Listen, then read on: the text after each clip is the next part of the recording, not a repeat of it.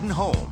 Washington's Drive at 5. Now on 105.9 FM and AM 630 WMAL. Right now, D.C. Councilmember Tommy Wells, representing Ward 6, joins us. Councilmember Wells, thanks for joining us.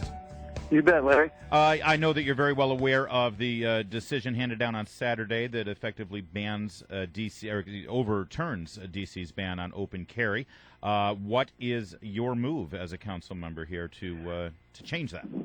Well, the council's on recess, and so the Attorney General for D.C., Irv Nathan, has filed and asked the court to give us 180 days to respond and to a stay of the judgment so that the council can pass what appropriate laws we need to do, but also to probably appeal the decision. But on the face of it, I mean, the decision was pretty strong, I think. A lot of observers have said that. A lot of legal analysts have said it. And on the face of it, just philosophically, why shouldn't an American who lives in the District of Columbia have the right to openly carry, considering it's honored in so many states around the Union? Well, that's a great question. And, it starts with the Supreme Court decision, which was a very convoluted decision.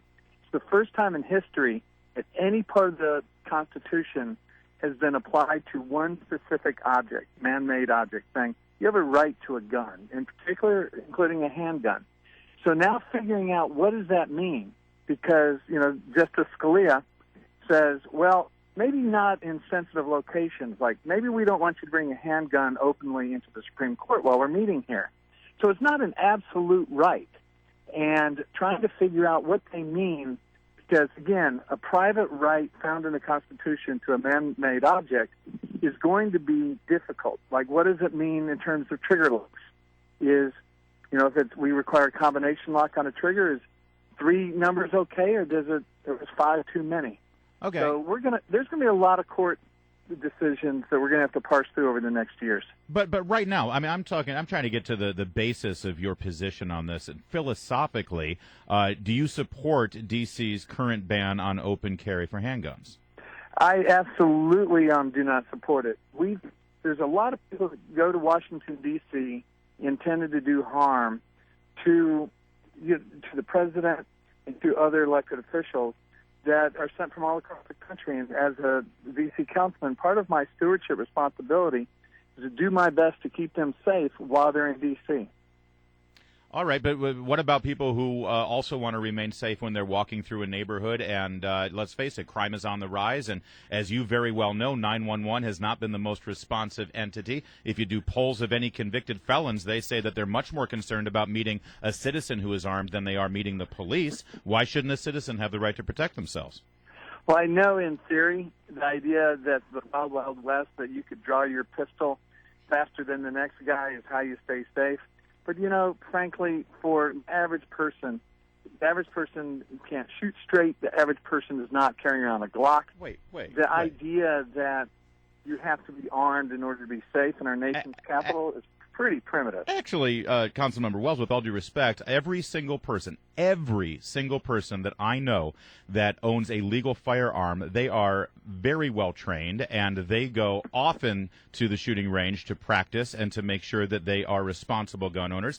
And they're pretty good at using their gun. And I want that guy next to me if there's a problem in this town.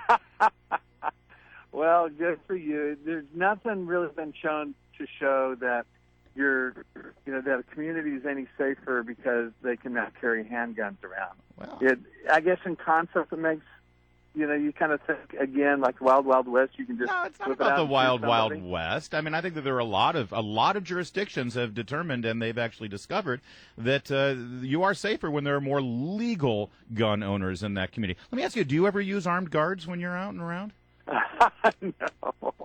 No, I use the D.C. police. We've got they're armed. A way that we, of course, and the way that we. Well, isn't that the Wild Wild West? If they're walking around with guns, I'm guessing it's to protect you and themselves. Is that the Wild Wild West when they do that?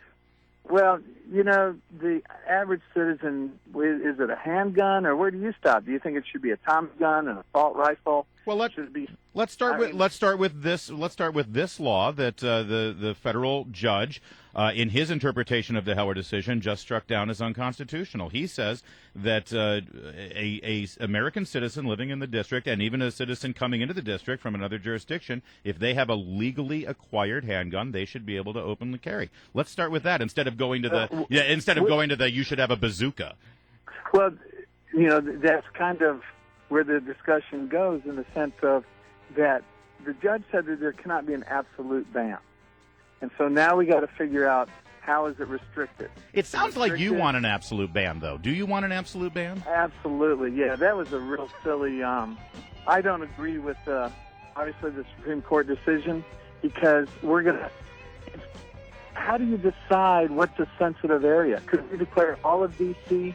a sensitive area? Scalia? We'll see. I like letting the people kind of come up with these things through their elected representatives. D.C. Councilmember Tommy. What about D.C. people through their elected representatives? Well, yeah, but they did it. When they set up the Second Amendment. That's what I'm talking about. Until they overturn the Second Amendment. The Second Amendment only recently has been, interpreted this way, and it's kind of a weird way to interpret it. This is why we love having you on, because you believe what you believe, and we believe what we believe, and we have a civil disagreement about it. Thank you, sir. Thanks for joining us. Thank you, Larry. You bet. 524. Washington's Mall, WMAL, where Washington comes